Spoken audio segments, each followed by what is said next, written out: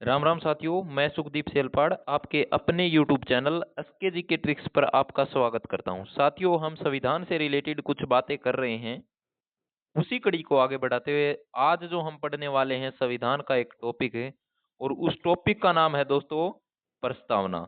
उद्देशिका या प्रस्तावना के बारे में हम एक एक बातें करेंगे और जो भी क्वेश्चन उद्देशिका या प्रस्तावना के बारे में पूछा जाता है वो आपका अगर गलत हो रहा है तो आज अगर आपने ये वीडियो देख ली तो आज के बाद आपका कभी भी क्वेश्चन गलत नहीं होगा।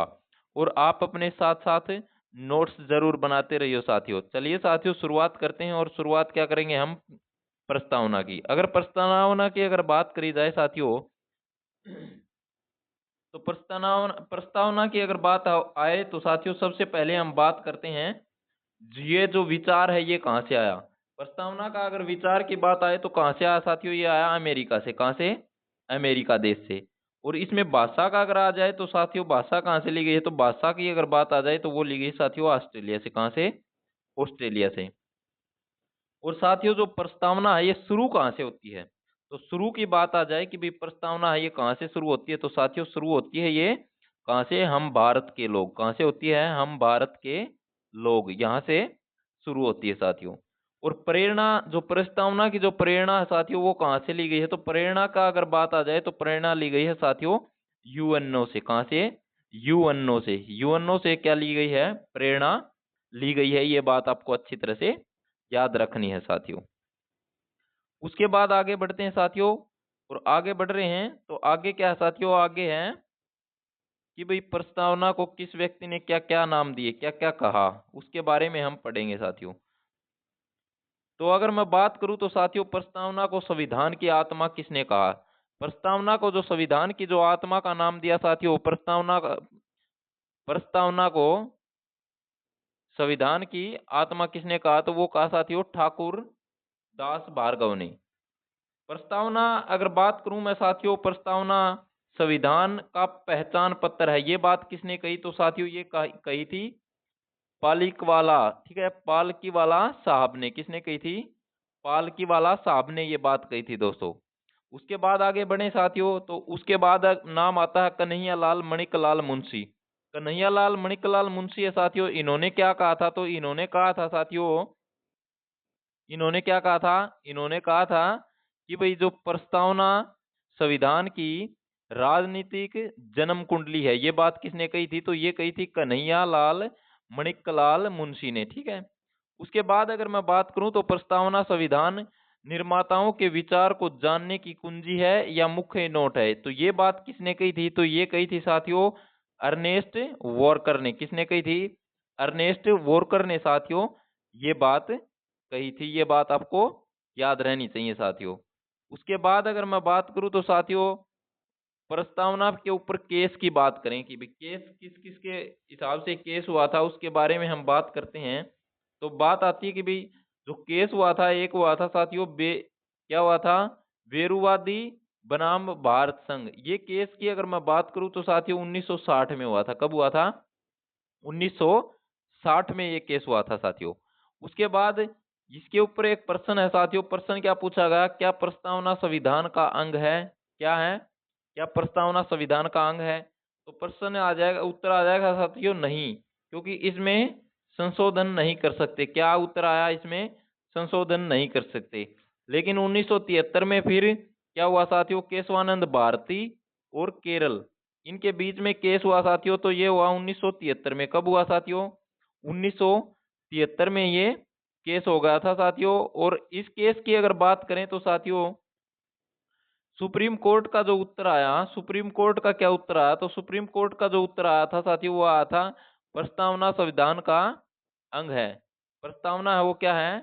संविधान का अंग है और इसमें संशोधन कर सकते हैं। क्या कर सकते हैं? इसमें संशोधन कर सकते हैं। ये बात भी सामने आई। उसके बाद साथियों प्रस्तावना में जो संशोधन हुआ है, प्रस्तावना में जो संशोधन हुआ साथियों वो कब हुआ? तो एक बार संशोधन हुआ है। कितनी बार संशोधन हुआ है? क्वेश्चन आ जाएगा अभी। प्रस्तावना में संशोधन एक बार हुआ है। और कब हुआ साथियों? 42वां संविधान संशोधन 1976 के द्वारा हुआ था साथियों। और इसमें क्या कर दिया था? इसमें 3 नए शब्द जोड़ दिए थे। 3 नए शब्द कौन कौन से जोड़ दिए थे साथियों, उनकी अगर मैं बात करूं तो 3 जो नए शब्द जोड़े गए तो एक तो उनमें है समाजवादी, क्या आ गया, समाजवादी।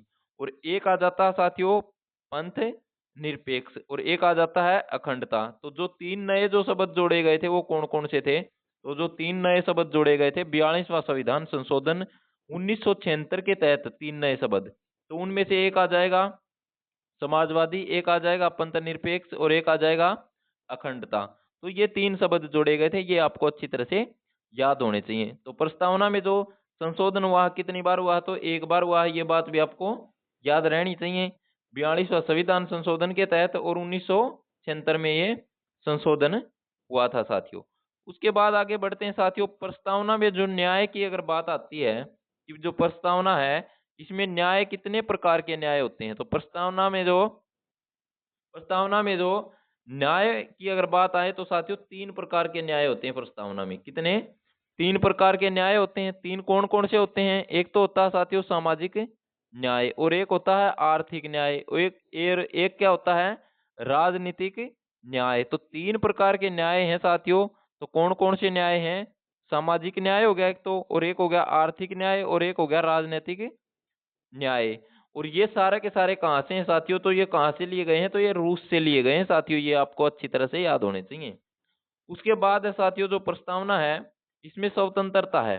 स्वतंत्रता के कितने प्रकार हैं, प्रस्तावना में स्वतंत्रता के कितने प्रकार हैं, तो ये है साथियों 5 प्रकार के। कितने प्रकार के, 5 प्रकार के हैं साथियों। 5 प्रकार की अगर बात करें तो 5 कौन कौन से हैं, तो वो है साथियों, एक तो हो गया विचार, ठीक है, एक हो जाता है अभिव्यक्ति, और एक हो जाता है विश्वास, और एक होता है उपासना, और एक हो जाता है धर्म।